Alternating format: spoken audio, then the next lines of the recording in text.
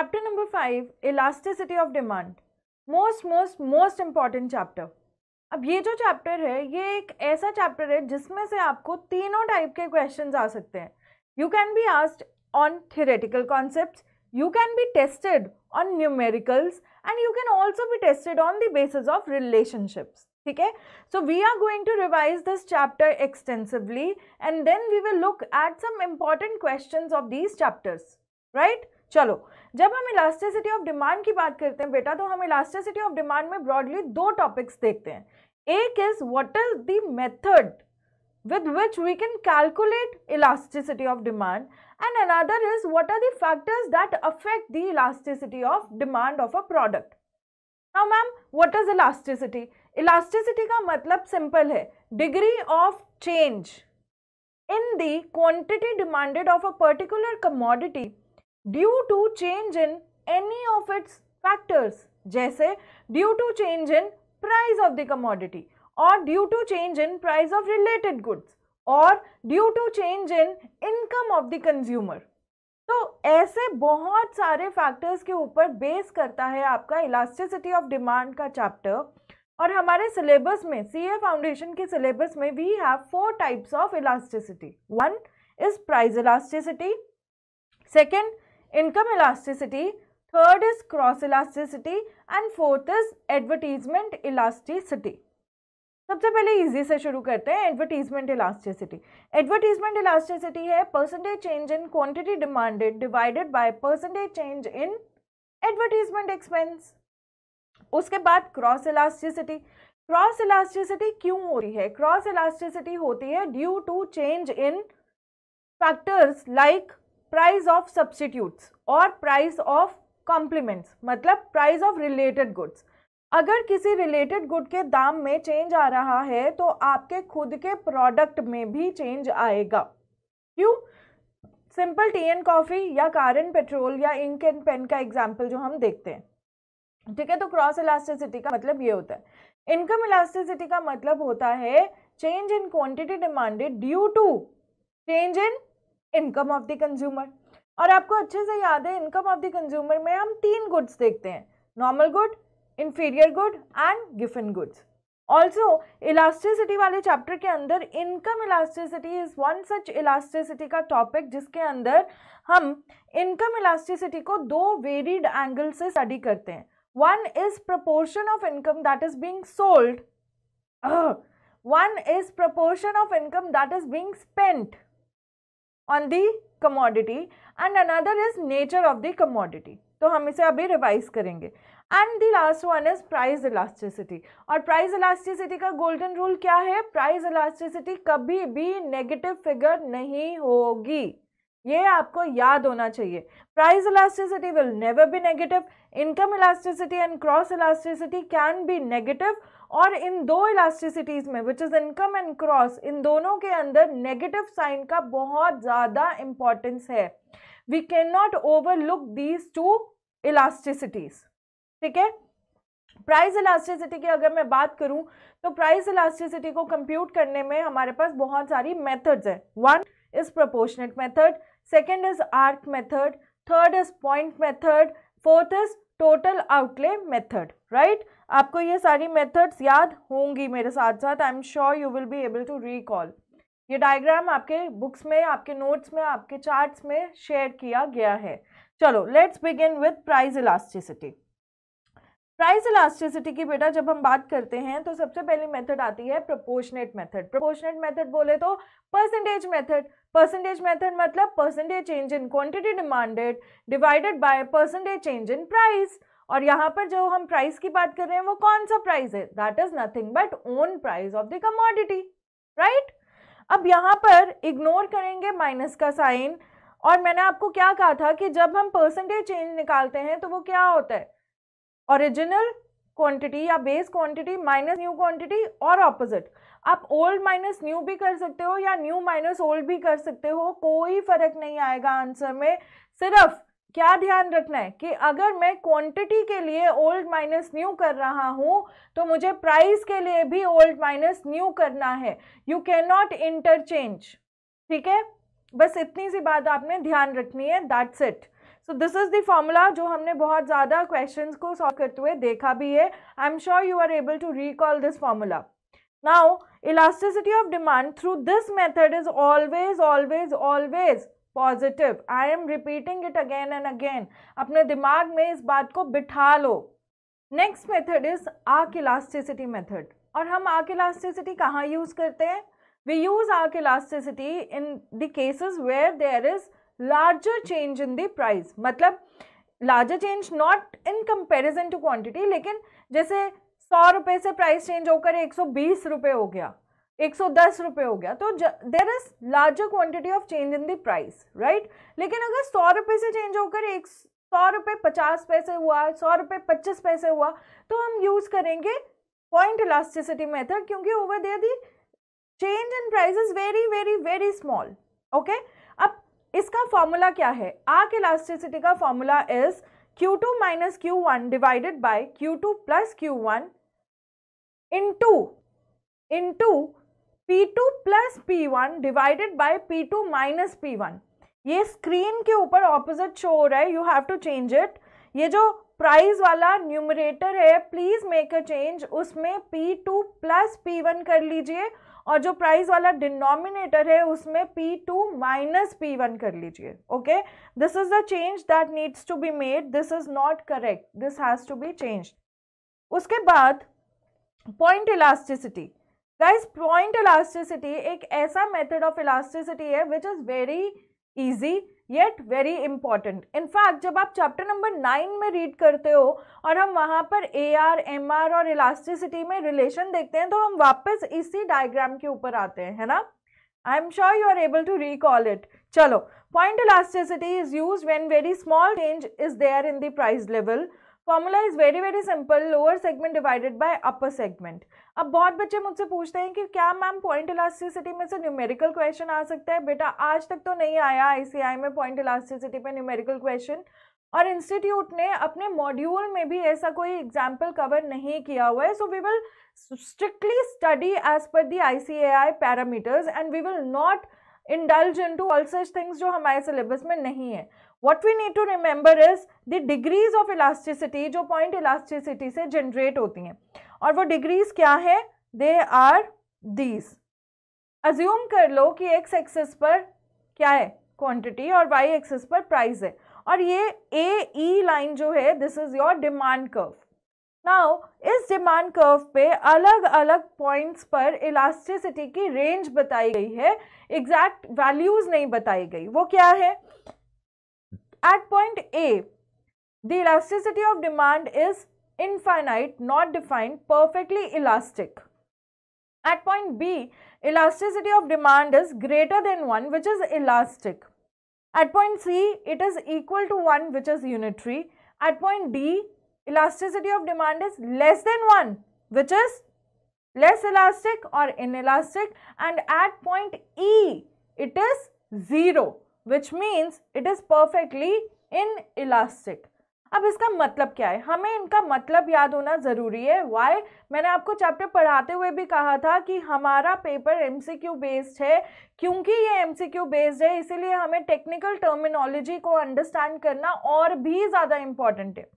Perfectly elastic का मतलब ये होता है बेटा कि क्वांटिटी के अंदर चेंज है लेकिन प्राइस में कोई चेंज नहीं है. There is no change in the price but there is change in the quantity. Elasticity of demand greater than 1 में इलास्टिक होता है, which means there is comparatively more change in quantity as compare to change in the levels of price. Similarly unitary elasticity का मतलब होता है quantity में जितना change आया प्राइस में भी उतना ही चेंज आया. लेकिन yes, you are right, this is the relative change. Elasticity is the degree of relative change. It is not the degree of absolute change. इसीलिए यहाँ पर हम जब भी चेंज की बात करेंगे तो हम हमेशा बात करेंगे प्रोपोर्शनेट चेंज की, परसेंटेज चेंज की या रिलेटिव चेंज की, नॉट एब्सोल्यूट चेंज. मतलब अगर प्राइस में 10 रुपये का फर्क आया तो क्वांटिटी में 10 यूनिट का फर्क नहीं आएगा, क्वांटिटी में प्रोपोर्शनेट चेंज आएगा. और यहाँ पर हम प्रोपोर्शनेट चेंजेस की ही बात करेंगे. Elasticity of demand less than 1 का मतलब ये है that the proportionate change in quantity demanded is less than the proportionate change in price. And when it is ED equal to 0, we say that there is no change in the quantity level as as a result of change in the price level. ठीक है? So this is about your point elasticity and interpretation of these terminologies. Now we will move ahead to understand another important measurement of price elasticity. I am repeating it again बेटा, इन चारों method से price elasticity पता चलती है, income cross advertisement नहीं पता चलती. तो टोटल आउटले मेथड या टोटल एक्सपेंडिचर मेथड या टोटल रेवेन्यू मेथड, तीनों का मतलब एक ही है. क्यों एक है? आउटले का मतलब एक्सपेंडिचर, और मैंने आपको समझाया था कंज्यूमर अपनी जेब से जो खर्चा करता है वो प्रोड्यूसर का रेवेन्यू होता है. तो हम इस मेथड को चाहे एक्सपेंडिचर कहें या रेवेन्यू कहें, it is one and the same thing. ठीक है? Relation between price and expenditure और revenue is consider revenue is equal to expenditure in the terms of producer and consumer. Simple rule क्या है? Rule ये कहता है कि अगर change in price and change in revenue same direction में move कर रहे हैं, मतलब दाम के बढ़ने से एक्सपेंडिचर भी बढ़ गया, दाम के घटने से एक्सपेंडिचर भी घट गया, तो हम कहेंगे that the elasticity in this case is in elastic. What it is? In elastic. और अगर दोनों में ऑपोजिट चेंज है, विच मीन्स प्राइस इंक्रीज हुआ लेकिन डिमांड डिक्रीज हो गई, या प्राइस डिक्रीज हुआ और डिमांड इंक्रीज हो गई, ऑपोजिट डायरेक्शन का चेंज, तो हम कहेंगे that price elasticity of that commodity as per total outlay method is elastic. ठीक है ना? तो same direction inelastic, opposite direction elastic. ये हमें याद रखना है, जो आपको टेबल में भी दिया हुआ है. अच्छा, क्या इसके ऊपर न्यूमेरिकल क्वेश्चन आ सकते हैं? बिल्कुल आ सकते हैं. और उसके लिए आपको क्या याद रखना होगा? आपको ये याद रखना होगा कि कंज्यूमर का एक्सपेंडिचर प्रोड्यूसर के रेवेन्यू के इक्वल होता है, विच मीन्स टोटल रेवेन्यू कैसे कंप्यूट होगा? By multiplying per unit price of the commodity with number of units sold. Fine. ठीक है? हम न्यूमेरिकल्स करेंगे, डोंट वरी अबाउट इट. और हमने अपने लेक्चर्स में इस चीज़ के ऊपर बहुत ज़्यादा समय लगाकर एक एक कॉन्सेप्ट को समझा है. अभी मैं आपको सेम चीज़ें दोबारा नहीं समझा रही हूँ, because this is the revision. Revision में हमें उन्हीं चीज़ों को बार बार रिवाइज करना है जो एग्जामिनेशन पॉइंट ऑफ व्यू से इम्पॉर्टेंट है. सेकेंडली, क्योंकि मैं ये अज्यूम कर रही हूँ कि आप सब इस रिवीजन लेक्चर को तब देख रहे हो when you have studied your material, studied your entire syllabus in detail, तभी इस रिवीजन का फायदा होगा, नहीं तो इस रिवीजन का कोई फायदा नहीं होगा आपको. ठीक है? चलो, moving ahead to next category, that is the income elasticity.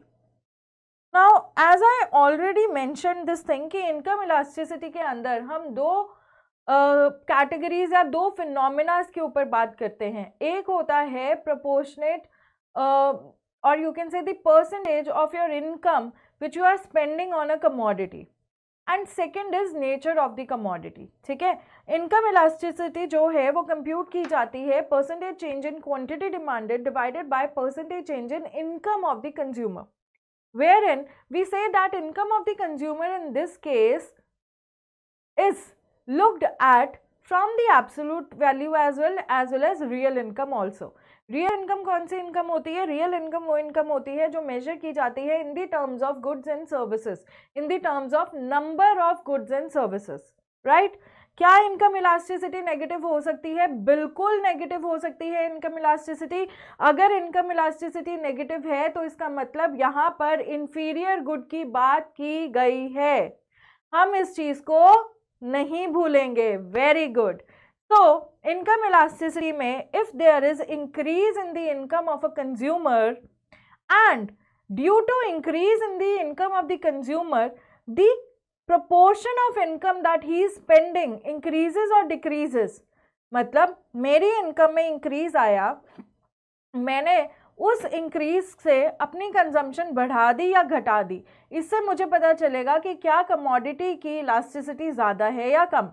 उसके लिए हम रेफर करेंगे टेबल नंबर 1 को। टेबल नंबर 1 में फर्स्ट रो ये कहता है कि if there is increase in the income but the proportion of income which you are spending on a particular commodity remains same। आप पहले भी उस कमोडिटी के ऊपर 100 रुपया खर्चा करते थे, आज भी 100 रुपया खर्चा कर रहे हो, तो ये क्या है? ये तो मैम एब्सोल्यूट है। हम तो पहले इसे परसेंटेज में चेंज करके देखेंगे और फिर बताएंगे। यस, आप इसे नहीं भूल सकते, this is the loop hole. हमें यहाँ पर जो प्रोपोर्शनल ऑफ इनकम स्पेंड देखना है वो क्या है? That is proportion, that is the percentage, we can not forget this. ठीक है ना? तो अगर proportion of income spend is remaining the same, then we say that elasticity is equal to 1 which is unitary in nature. मतलब मैं पहले भी उतना ही सामान खरीद रहा था जितना अब खरीद रहा हूँ, मैं पहले भी उतनी ही इनकम स्पेंड कर रहा था जितनी अब कर रहा हूँ, यूनिटरी। लेकिन इनकम के बढ़ने से अगर प्रोपोर्शन ऑफ इनकम जो मैं स्पेंड कर रहा हूँ एक कमोडिटी पे वो भी बढ़ जाता है, मतलब मैं नॉर्मल गुड खरीद रहा हूँ, तो अगर वो बढ़ रहा है तो हम कहेंगे that the elasticity of that good is greater than 1। The elasticity of that commodity is greater than 1। And last is अगर इनकम इंक्रीज हो रही है और proportion of income spend decrease हो रहा है, मैं अमीर हो रहा हूँ और मैं किसी कमोडिटी के ऊपर पैसा कम खर्चा कर रहा हूँ। कौन सा कमोडिटी है वो? इंफीरियर गुड है। इंफीरियर गुड के केस में elasticity will be less than 1। Yes, it will be less than 1। ठीक है जी, चलो अब हम देखेंगे नेक्स्ट फिनोमेना जो बोलता है on the basis of nature of commodity. अब यहाँ पर मैंने आपको एक नंबर लाइन बनाकर दी है जो नेगेटिव वैल्यू से इनफाइनाइट तक रेंज करती है। उसके बीच में हमने इंपॉर्टेंट फिगर्स मार्क कर ली विच इज 0 एंड 1। अभी हमने पढ़ा कि अगर इंफीरियर गुड है तो income elasticity will B, I am again repeating, income elasticity will be negative, price elasticity will be positive because price elasticity can not be negative. ठीक है, ये याद रखना है, आप कंफ्यूज नहीं हो सकते इसमें। तो इंफीरियर गुड्स के केस में नेगेटिव, परफेक्टली इनइलास्टिक कब होगा? In case of necessities. Comforts के केस में greater than 0 but less than 1। Comfort is also known as normal good. Normal good के केस में it is always positive. Income elasticity is always positive in case of normal good and luxury के case में it is always greater than 1।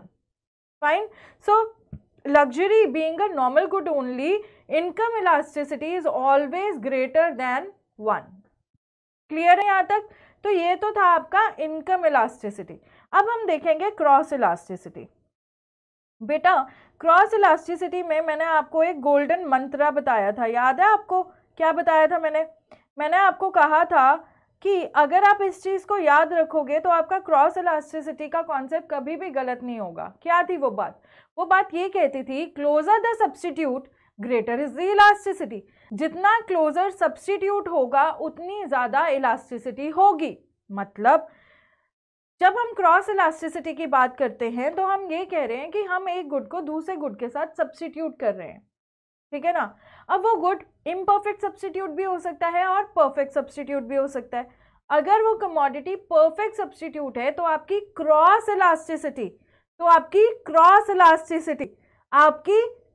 Elasticity, I am repeating it, मैं एकता कपूर के daily soap की तरह बार बार repeat करके इस पर एम्फेसाइज कर रही हूँ। Cross elasticity will be what? Perfectly elastic. Yes, it will be infinite. Close substitute, perfect substitute. अगर imperfect substitute है तो it will be greater than 1. Yes, it is positive, it is greater than 1. And yes, अगर कोई commodity complementary good के case में fall करते हैं तो हम कहेंगे वहाँ पर आपकी cross elasticity will be negative. Complementary goods के केस में क्रॉस इलास्टिसिटी बेटा नेगेटिव होती है। और क्रॉस इलास्टिसिटी का न्यूमेरिकल फॉर्मूला क्या है? हमें पता है, simple, percentage change in quantity demanded divided by percentage change in price. लेकिन हमें क्या याद रखना है, यहाँ पर हम क्वांटिटी डिमांडेड देखेंगे एक कमोडिटी का और प्राइस में चेंज देखेंगे उसके रिलेटेड कमोडिटी का। अगर मैंने सेम कमोडिटी की क्वांटिटी और उसी कमोडिटी का प्राइस उठा लिया तो हम कहाँ चले जाएंगे, हम प्राइस इलास्टिसिटी के कॉन्सेप्ट में चले जाएंगे। और प्राइस इलास्टिसिटी हमेशा पॉजिटिव होती है, चाहे वो सब्स्टिट्यूट गुड की हो या कॉम्प्लीमेंट्री गुड की हो। ठीक है, याद आ रहा है ना सब कुछ। चलो let's move and look at the determinants of elasticity. Guys, determinants of price elasticity of demand जो हैं उनके लिए कंफ्यूज होने की ज़रूरत नहीं है। जितने भी डिटर्मिनेंट्स हैं ये सारे डिटर्मिनेंट्स हमने थ्योरी ऑफ डिमांड में भी देखे हैं और हम अभी इसे पढ़कर ये भी जानेंगे कि हमने अपने जो मेथड्स हैं, जो मेजर्स हैं इलास्टिसिटी के, उसमें भी इन्हें डिस्कस किया है। So the first determinant of price elasticity of demand is availability of substitutes। हमने बात की थी कि जो substitutes हैं, अगर substitutes available हैं तो आपकी elasticity of demand will be more। क्यों? हमने क्या कहा था, greater। हमने क्या कहा था, closer the substitute greater is the elasticity, right? उसके बाद second is position of a commodity in consumers budget. ये किसके साथ रिलेट कर रहा है, ये रिलेट कर रहा है इनकम इलास्टिसिटी के proportion of income spend on the commodity वाले फिनोमिना के साथ। और वहां हमने क्या पढ़ा था, हमने ये पढ़ा था कि अगर greater proportion of the income spend हो रहा है किसी कमोडिटी के ऊपर तो उसकी जनरली इलास्टिसिटी क्या होगी, ग्रेटर होगी। फिर nature of the need that commodity satisfies. अगर nature of the commodity is a luxury good तो elasticity will be more than 1। अगर it is a comfort it will be positive, less than 1 but positive, greater than 0। And if it is what, a necessity, तो perfectly inelastic. And if it is an inferior good तो it will be negative, right. चलो उसके बाद number of uses to which a commodity can be put to use. अगर एक commodity के ज्यादा uses हैं, याद करो मिल्क वाला एग्जांपल, इलेक्ट्रिसिटी वाला एग्जांपल जो हमने डिफरेंट यूजेस वाले रैशनल में पढ़ा था, तो उसके अंदर हम ये बोलते हैं जितने ज्यादा यूजेस उतनी ज्यादा elasticity. And last is time period. Time period में हम ये बोलते हैं जितना लंबा समय होगा हमारे पास उतना ज्यादा चांसेस हैं कि हम अपने प्रोडक्ट की डिमांड को शफल कर सके, ट्वीक कर सके, चेंज कर सकें। तो इसीलिए longer the time period greater will be the elasticity. Then we have certain other factors like consumer की habits, tight demand, price range. Consumer की हैबिट में हम क्या कहते हैं, कन्वेंशनल नेसेसिटी बन जाएगी। नेसेसिटी के केस में क्या होगा, inelastic. Tight demand means complementary, एक गुड खरीदेंगे तो दूसरा गुड भी खरीदना पड़ेगा, तो उसके केस में क्या होगा, over here it will be inelastic. Price range, जो बहुत ज़्यादा हाईली प्राइस गुड्स होते हैं और जो बहुत ज़्यादा लो प्राइस गुड्स होते हैं उनकी इलास्टिसिटी क्या होती है, इनइलास्टिक होती है। फाइन, तो ये है आपका factors affecting the elasticity of demand. Now we will look at what? We will look at the questions based on this revision।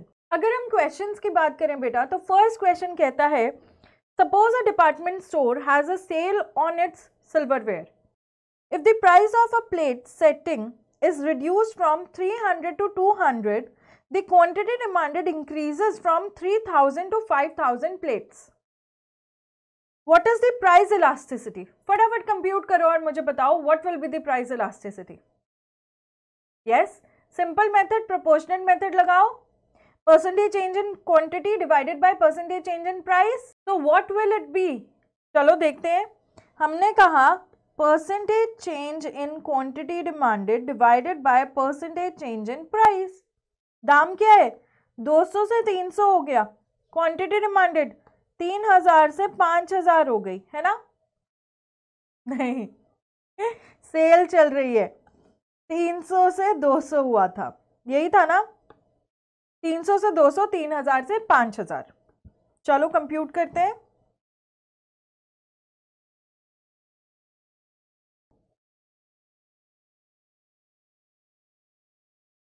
Change in price and change in quantity हमें पता चल गया। अब इसे परसेंटेज में चेंज करते हैं। Percentage में अगर हम इसे चेंज करेंगे तो क्या होगा, if we will change it into percentage बेटा, तो हमारे पास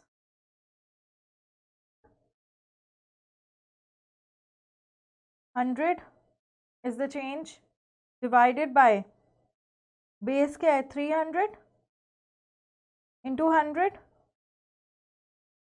परसेंटेज चेंज इन क्वांटिटी क्या होगी 2000 is the change divided by base 3000। मामा आपने बेस 3000 क्यों लिया है, क्योंकि बेटा मैंने ये 100 और 2000 कैलकुलेट करते हुए ओल्ड माइनस न्यू का फॉर्मूला लगाया है, इसीलिए मैंने बेस 3000 और यहाँ पे 300 लिया है। अगर हम इसे कैलकुलेट करेंगे तो क्या होगा 100 डिवाइडेड बाई 3 मतलब 1 divided by 3, this will give you 33.33% and this will give you 2 divided by 3, 66.67%. So 66.67% divided by 33.33% will give us what? 2 -2 और +2। मैम क्या फर्क पड़ता है, हमेशा प्राइस इलास्टिसिटी तो पॉजिटिव ही होती है। वेरी गुड बेटा, आपको तो सब याद है, प्राइस इलास्टिसिटी पॉजिटिव होती है। तो what is the answer, answer is 2। ठीक है, next question, if increasing air fares increases revenue and decreasing them decreases revenue, मतलब क्या हुआ, यहाँ पर हम बात कर रहे हैं टोटल आउटले मेथड की।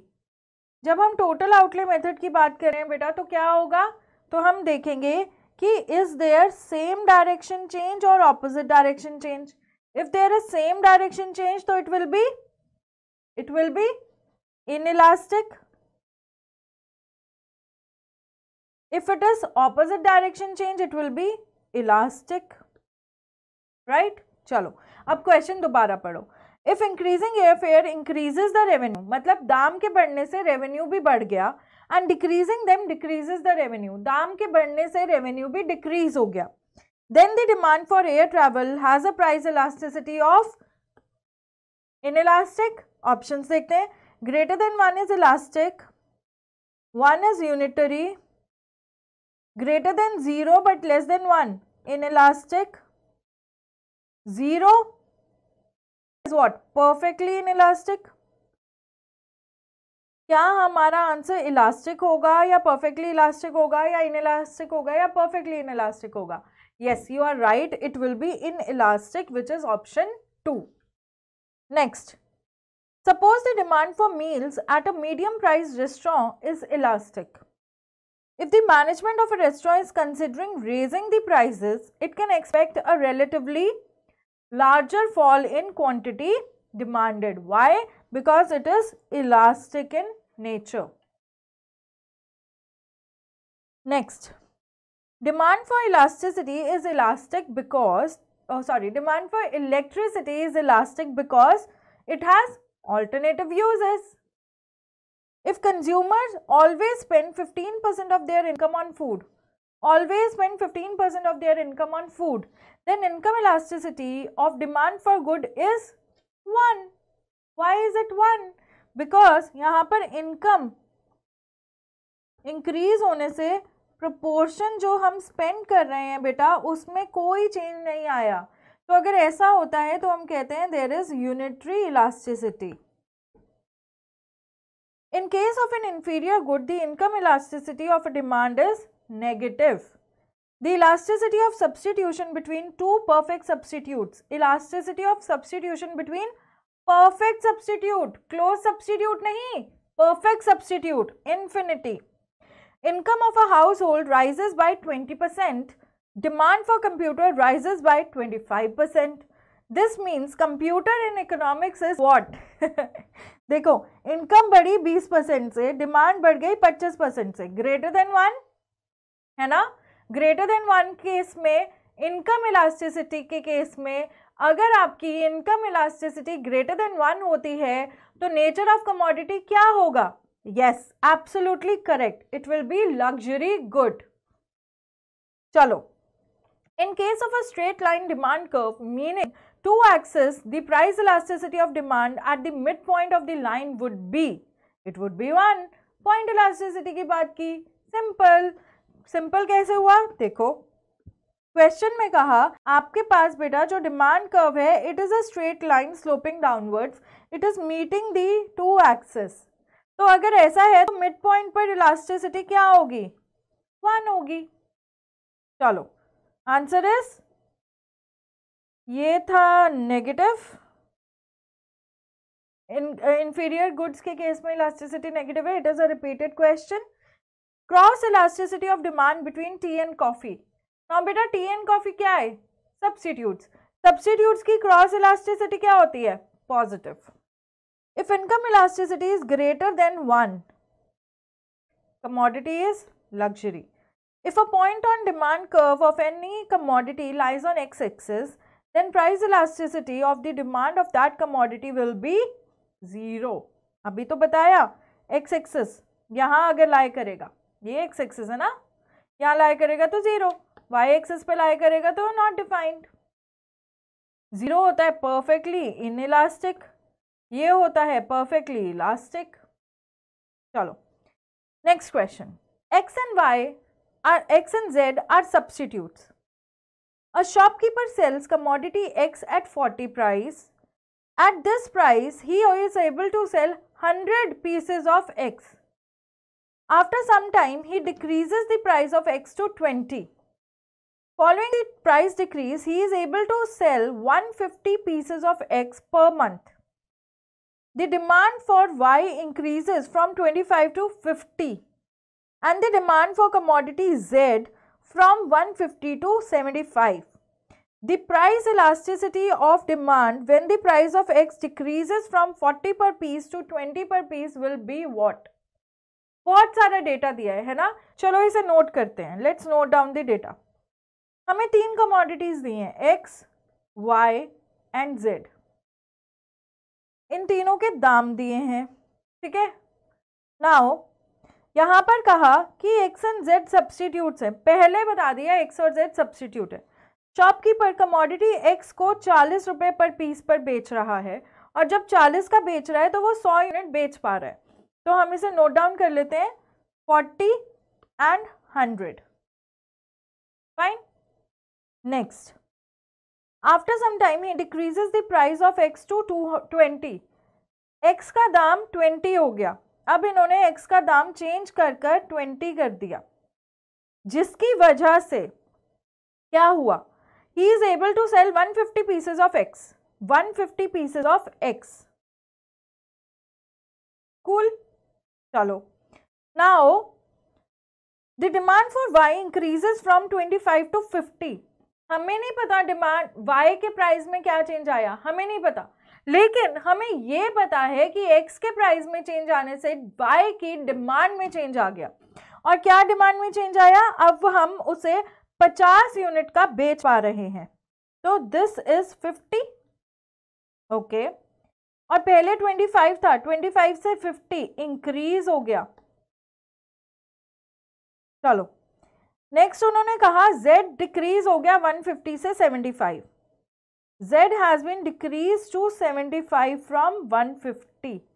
ये डिक्रीज कर गया. All right.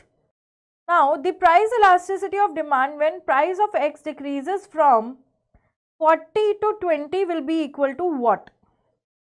Price elasticity of demand when price of X decreases from 40 per piece to 20 per piece is equal to what? यहाँ पर उन्होंने प्राइस इलास्टिसिटी ऑफ डिमांड की बात की, क्रॉस इलास्टिसिटी की बात की नहीं. तो क्या हम यहाँ पर Y या Z की इलास्टिसिटी कंप्यूट करेंगे या X की?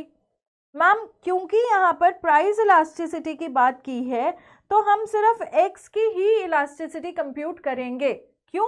क्योंकि प्राइस इलास्टिसिटी बात करता है कि सेम कमोडिटी का दाम चेंज होने की वजह से उसी कमोडिटी की क्वांटिटी में चेंज आया. अगर यहाँ पर क्रॉस प्राइस इलास्टिसिटी यूज किया गया होता, cross price elasticity term use किया गया होता तो हम Y और Z की इलास्टिसिटी कंप्यूट करते.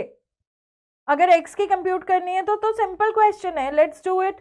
प्राइस में चेंज आया 20 का, क्वांटिटी में चेंज आया 50 का, परसेंटेज चेंज निकाल लेते हैं.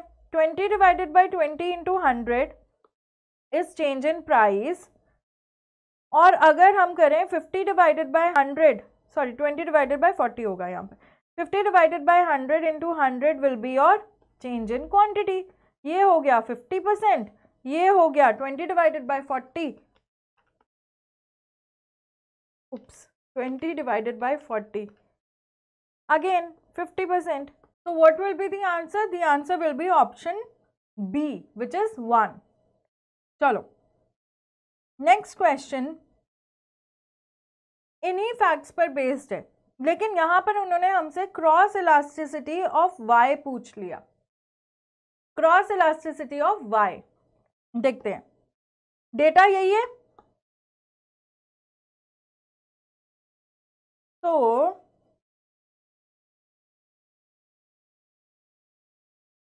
ठीक है, लेकिन अब यहां पर हम क्या करेंगे, we are computing elasticity of demand of Y, वो भी cross.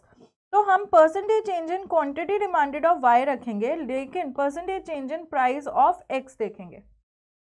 Percentage change in price of X कैसे आएगा, 20 का चेंज आया, 20 divided by 40 into 100, right?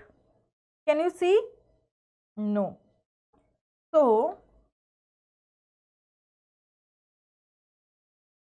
now you will be able to see.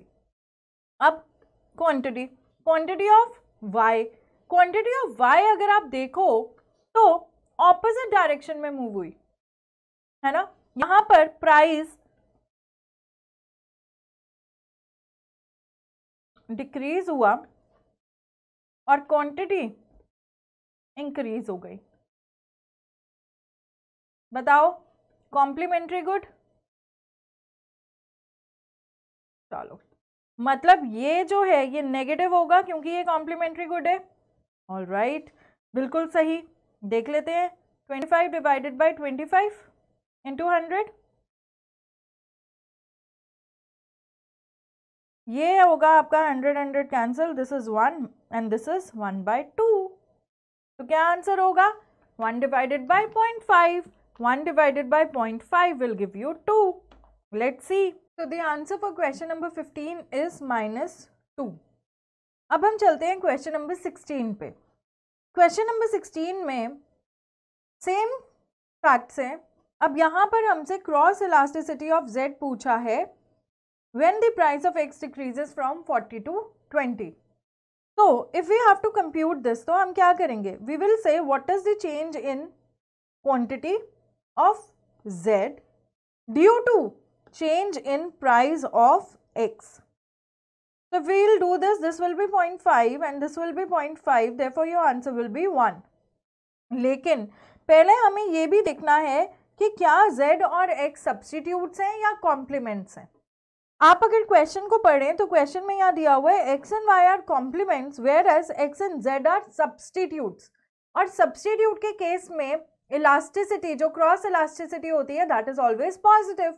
Therefore, your answer will be 1. ठीक है, next question, same facts, बस question क्या है, what can be said about price elasticity of demand for x? Price elasticity of demand for x। अगर आप वापस से question number 14 पर आओ और देखो, x का जो प्राइस इलास्टिसिटी हमने कंप्यूट किया था दैट वाज 1, और ये हमने कैसे कंप्यूट किया था, हमने कहा था percentage change in price which was 20 divided by 40 into 100 and percentage change in quantity of x. X की क्वांटिटी में चेंज क्या आया था, हम पहले 100 यूनिट सेल कर रहे थे, अब हम 150 यूनिट सेल कर रहे थे, which means 50 divided by 100 into 100। तो ये क्या था, व्हाट वाज द मेजर, ये हो गया आपका 0.5, this is again 20 divided by 40.5, और हमने कहा था it is equal to 1। Over here they have asked us what is the degree, ठीक है, what can we say about it. So what are we saying about it, we are saying that demand is unit elastic, ठीक है, it is 1। Next question, same things. यहाँ पर अब हमें already percentage change compute करके दिया हुआ है, तो अगर ऑलरेडी परसेंटेज चेंज कंप्यूट करके दिया है, we can calculate. X and y are 3 commodities.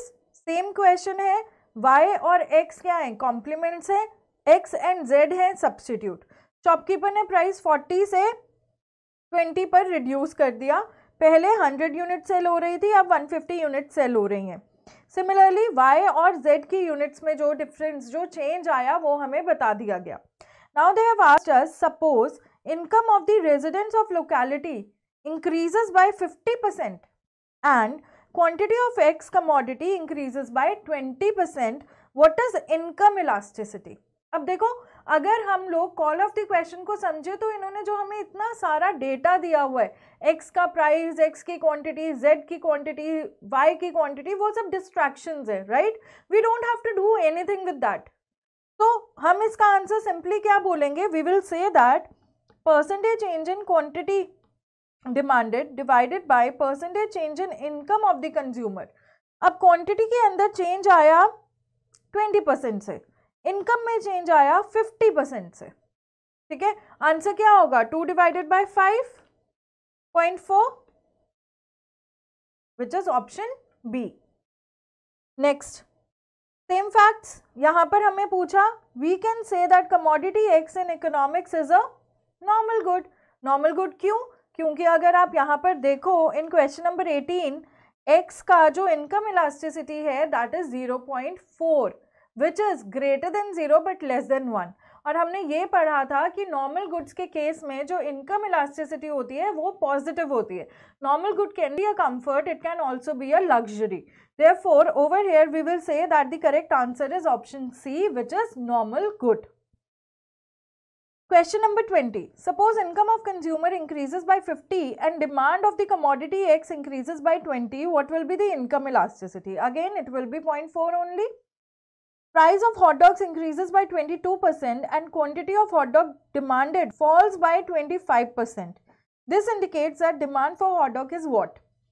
Compute कर लो. Price 22% से fall कर रहा है, increase कर रहा है, और demand 25% से fall कर रही है. 25 divided by 22, 1.13. 1.13 मतलब greater than 1. It is elastic in nature. Let's look at another question, which is question number 22. A firm learns that the own price elasticity of a product it manufactures is 3.5. What would be the correct action for this firm to take if it wishes to raise its total revenue? हमें यहाँ पर price elasticity दी है, price elasticity we have 3.5. ठीक है, question में हमसे पूछा है कि हमें ऐसा क्या स्टेप ले अगर हमें अपना रेवेन्यू इंक्रीज करना हो. सी, टोटल आउटले मेथड या टोटल रेवेन्यू मेथड में हमने ये पढ़ा था कि अगर किसी कमोडिटी की इलास्टिसिटी ज़्यादा होती है तो इसका मतलब ये हुआ कि जो प्राइस में मूवमेंट है उससे ऑपोजिट मूवमेंट रेवेन्यू में आएगी, राइट. यहाँ पर 3.5 is a big number. We say that it is elastic in nature. If it is elastic तो टोटल रेवेन्यू को अगर मुझे इंक्रीज करना होगा, मुझे प्राइस को क्या करना होगा, रिड्यूस, है ना. यही बोलता है हमारा कॉन्सेप्ट. तो देख लो ऑप्शंस में से which is the correct option. It will B option A, because option A says lower the price because demand for the good is elastic. Next question, question number 23. In the case of a straight line demand curve meeting the two axes, the price elasticity of the demand at y-axis is infinity. Calculate income elasticity for the household when the income of household rises by 10% and demand for laptop rises by 20%. Simple 2. If as a result of 20% fall in ticket fares, the demand for watching movie in the cinema hall increases by 10%, तो price elasticity क्या होगी. देखो यहाँ पर उन्होंने बोला कि fair reduce हो गया, there is reduction in price, जिसकी वजह से रेवेन्यू इंक्रीज हो जाएगा. रेवेन्यू इंक्रीज क्यों हुआ? Because in question it is mention that the demand for watching movie is increasing. मतलब क्वांटिटी अब क्या हो जाएगी, इंक्रीज हो जाएगी. तो quantity is increasing. Then the price elasticity, simple price elasticity will be what, 10 divided by 20, this is 0.5, ठीक है ना, 1 divided by 2 is 0.5, 0.5 is less than 1. Since 0.5 is less than 1, तो हम क्या बोलेंगे, it is inelastic in nature. Inelasticity का दूसरा नाम क्या होता है, greater than 0 but less than 1. Therefore option B will be the correct answer. So this is how we link. ठीक है, अब यहाँ पर न्यूमेरिकल डेटा दिया हुआ है लेकिन ऑप्शंस हमें इंटरप्रिटेशन के दे दिए, तो इसका मतलब ये हुआ कि हम पहले न्यूमेरिकल डेटा से डिग्री ऑफ इलास्टिसिटी कंप्यूट करेंगे और उसके बाद उसे इंटरप्रेट करेंगे वेदर इट इज इलास्टिक और it is inelastic. So this was all about your chapter number 5. Chapter number 6, theory of supply. Now this chapter has been divided into 4 parts. 1, basic concepts. 2, law of supply. 3, changes in supply. And 4th is elasticity. जैसे हम demand के concepts देखते हैं, supply are similar concepts. फर्क क्या है, demand we study from the view point of a consumer and supply we study from the view point of a producer. तो supply में भी we have two concept, supply and quantity supplied. Supply is nothing but all those quantities of a particular commodity that the producer is willing to offer for sale. He is willing to offer for sale at different possible prices at a given point of time. जबकि हम जब quantity supplied की बात करते हैं तो हम ये कहते हैं कि quantity supplied is a particular level of particular quantity of a commodity that the supplier is ready to offer for sale at a particular price.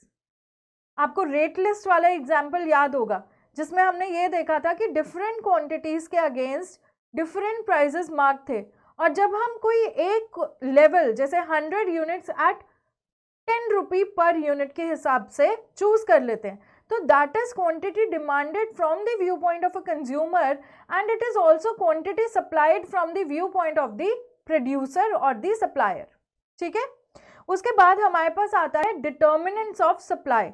Now when we talk about determinants of supply are nothing but factors that influence the producer to supply a particular product. ठीक है, तो determinant of supply में सबसे पहला determinant है own price of the commodity. Now when we talk about own price of the commodity and quantity supplied are positively related. है ना, law of demand की तरह है ना ये. बिल्कुल, लॉ ऑफ सप्लाई यही बोलता है कि there is a positive relationship between price of a particular commodity and quantity supplied of that commodity.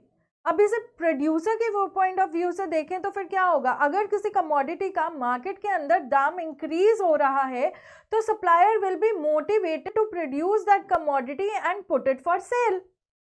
Right, ये है आपका लॉ ऑफ सप्लाई.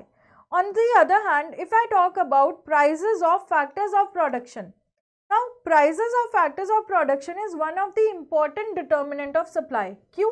क्योंकि prices of factor of production हमें influence करता है अगर दाम सस्ता है. क्यों? क्योंकि factor of production का जो price है that will build up our cost of production. और अगर मेरा cost of production as a producer ज़्यादा होगा तो मेरा प्रॉफिट मार्जिन क्या होगा, कम. और अगर कॉस्ट ऑफ प्रोडक्शन कम होगा तो प्रॉफिट मार्जिन क्या होगा, ज़्यादा. तो अगर मार्केट के अंदर, इकोनॉमी के अंदर फैक्टर प्राइसेस बढ़ रहे हैं, I will reduce the supply of a commodity. और अगर इकोनॉमी के अंदर फैक्टर प्राइसेस डिक्रीज हो रहे हैं तो I will increase the quantity supplied of that particular commodity. अब यहाँ पर लॉ ऑफ सप्लाई की मैंने आपसे बात की और मैंने आपको ये बताया था कि law of supply is just like law of demand. Law of supply and law of demand में एक बहुत इंपॉर्टेंट फैक्टर आता है that is ceteris paribus. ceteris paribus का मतलब होता है other things remaining constant, which means own price of the commodity change हो रही है लेकिन other determinants, other factors change नहीं हो रहे. जैसे लॉ ऑफ डिमांड में हमने बहुत सारे अदर फैक्टर्स देखे थे, वैसे ही लॉ ऑफ सप्लाई में ओन प्राइस को छोड़ के जितने भी डिटर्मिनेंट्स है, whether it is price of related good, whether it is government policy or the state of technology or price of factors of production, every single factor is other things that remains constant when we look at law of supply. ठीक है, अब यहाँ से एक बड़ा ही important concept आपके दिमाग में अब तक क्लिक कर जाना चाहिए, वो ये है कि law of supply is the sole reason behind movement along the supply curve, whereas other determinants are the reasons behind shift in supply curve. जी हाँ, बिल्कुल डिमांड की तरह. ठीक है, चलो state of technology. Now state of technology, अगर technology हम बेटर यूज करेंगे, लेटेस्ट यूज करेंगे, तो हम क्या करेंगे, we can get the edge from our competitors because over here the cost of production will be reduced. Next government policy पे आते हैं. 1 मिनट के लिए पहले मैं डिस्कस करना चाहती हूँ price of related goods. Guys, price of related goods, यहाँ भी सब्स्टिट्यूट्स और कॉम्प्लीमेंट्स की बात होगी, लेकिन एक सप्लायर ये नहीं सोचेगा कि टी को कॉफ़ी के साथ सब्स्टिट्यूट करें, नहीं, वो ये सोचेगा कि चलो अगर मैं टी बना रहा हूँ और मेरे पास अभी भी एक्सेस कैपेसिटी अवेलेबल है, तो मैं अगर इकोनॉमी के अंदर कॉफ़ी का दाम बढ़ रहा है और कंज्यूमर सरप्लस में है और कॉफ़ी का इंक्रीज प्राइस पे करके कॉफ़ी कंज्यूम कर रहा है, तो that is a business opportunity for me. मैं क्या करूँगी, मैं उस पॉइंट ऑफ टाइम पर जो मेरा एक्सेस कैपेसिटी मेरी फैक्ट्री में अवेलेबल है, मैं उस एक्सेस कैपेसिटी को यूज़ करके कॉफ़ी प्रोड्यूस करना शुरू करूँगी. ठीक है ना. तो शिफ्ट और in the supply is related to goods if margins are good. Now we will come to government policy. Government policy, government जो है बड़ी इंटरेस्टिंग एक फीचर है किसी भी इकोनॉमी का. देखो, गवर्नमेंट अपनी पॉलिसीज़ के थ्रू, चाहे वो फिस्कल पॉलिसी हो, चाहे मॉनेटरी पॉलिसी हो, इन पॉलिसीज़ के through consumers as well as suppliers को इनडायरेक्टली हिट करती ही करती है. आप खुद सोचो, आप एक प्रोड्यूसर हो, गवर्नमेंट आपके ऊपर ऐसा टैक्स लगा देती है कि आपका प्रोडक्शन करने के बाद जो कमोडिटी है वो महंगी पड़ती है आपके हाथों में. नेचुरली आपका प्रॉफिट मार्जिन रिड्यूस हो जाएगा. You will not be influenced, you will not be motivated to sell that commodity. On the other hand, अगर गवर्नमेंट आपको सब्सिडी पे करती है, कुछ मॉनेटरी हेल्प करती है, तो आप क्या करोगे, you will be influenced to produce that particular commodity, right? So we say that government policy में subsidies have a positive effect whereas taxes have a negative effect on the supply of a particular commodity. उसके बाद आता है nature and composition of industry. See, हम ये बात करते हैं कि किसी भी इकोनॉमी के अंदर जब भी हम डिमांड का फैक्टर पढ़ें या सप्लाई का कॉन्सेप्ट पढ़ें, ये इंडिविजुअल लेवल पर और मार्केट लेवल पर एज अ होल स्टडी किया जाता है, राइट? लेकिन फिर भी चाहे ये मार्केट डिमांड हो या मार्केट सप्लाई हो, हम इसे मैक्रो इकोनॉमिक कॉन्सेप्ट नहीं कहते. क्यों नहीं कहते? क्योंकि हम यहाँ पर सिंगल प्रोडक्ट की बात करेंगे, जबकि मैक्रो इकोनॉमिक कॉन्सेप्ट में हम इकोनॉमी एज अ होल की बात करते हैं, राइट? फिर भी हम ये बोलते हैं कि अगर हम सिंगल फर्म के पॉइंट ऑफ व्यू से पूरी इंडस्ट्री को देखें तो इट विल बी मैक्रो. ठीक है, we have used that leverage to understand the concepts nicely. Over here we say that nature and composition of industry also affects the supply of a particular commodity in the market. कैसे? आप खुद सोचो, अगर economy के अंदर किसी product को produce करके बेचने वाला एक ही इंसान है, तो उसकी तो मोनोपोली है. वो अपनी ही कैपेसिटी, अपनी लिमिटेड कैपेसिटी के हिसाब से प्रोडक्शन करेगा. और अगर इकोनॉमी के अंदर डिमांड बढ़ जाए तो वो उस इंक्रीज डिमांड को मीट नहीं कर पाएगा, जिसकी वजह से इन्फ्लेशन आ जाएगी. इसीलिए इकोनॉमी के अंदर जब पर्टिकुलर इंडस्ट्री में ज़्यादा प्लेयर्स इंट्रोड्यूस होते हैं, एंटर करते हैं, तो ओवरऑल उस प्रोडक्ट की सप्लाई बढ़ जाती है. ठीक है, उसके बाद अदर फैक्टर्स, जैसे यू कैन से एग्रीकल्चर के केस में natural resources. Fine, so these are the determinants of supply. After determinants of supply, what we need to look at is law of supply, जो हम देख चुके हैं. law of supply में the supply curve is upward sloping, right? जैसे हमने वहाँ rational of demand पढ़ा था, यहाँ पर rational of supply ICAI ने हमारे सिलेबस में इंक्लूड नहीं किया, तो we will not go through it. Now comes movement or shift in the supply curves. Now when we look at movement or shift in the supply curve, I want to draw your attention to these diagrams. So if you will look at this diagram, this of supply. In this diagram what is happening? X axis पर quantity है और Y axis पर price है, और अगर आप देखो supply curve upward sloping है. अगर हम इस कमोडिटी के दाम में कोई भी चेंज लेकर आते हैं, अगर प्राइस बढ़ेगा या घटेगा, so we will move along the supply curve, which means there will be change in quantity supplied and not overall supply of the commodity. अगर change in quantity supply आएगा तो there will be contraction or expansion or extension in the quantity supplied. Contraction का मतलब होता है when we move downwards the supply curve, and extension का मतलब होता है when we move upward the supply curve. And this is because of own price of the commodity, ceteris paribus, which means other things are constant and no new supply curve is formed. सब कुछ same है, बिल्कुल same है जैसे हम demand में पढ़ के आए हैं. अगर आप डायग्राम नंबर 2 को देखेंगे, डायग्राम नंबर 2 में हमने 3 सप्लाई कर्व्स बनाए. One is SS, which is original supply curve. Another is S1 which is new supply curve, and it is rightwards towards the original supply curve. मतलब यहाँ पर आपका supply forward shift किया. Forward shift क्यों किया? Forward shift इसलिए किया क्योंकि own price of the commodity में कोई चेंज नहीं आया. फैक्टर ऑफ प्रोडक्शन का दाम या तो कम हो गया होगा, या स्टेट ऑफ टेक्नोलॉजी इंक्रीज कर गई होगी, या इम्प्रूव कर गई होगी, या गवर्नमेंट ने हमें कुछ सब्सिडी दे दी होगी, राइट. विच मीन्स अगर फेवरेबल चेंजेस हैं तो ही ऐसा होगा. जबकि on the other hand S2 is a supply curve which is backward shifting. क्यों? क्योंकि बैकवर्ड शिफ्ट होता है due to unfavourable changes in the factors. ठीक है. सो इसे हम कहते हैं मूवमेंट, इसे हम कहते हैं शिफ्ट इन सप्लाई. यहाँ पर हमारा प्राइस सेम रहता है, न्यू सप्लाई का फॉर्म होता है. ठीक है. आगे अगर हम चलें, now we have elasticity of supply.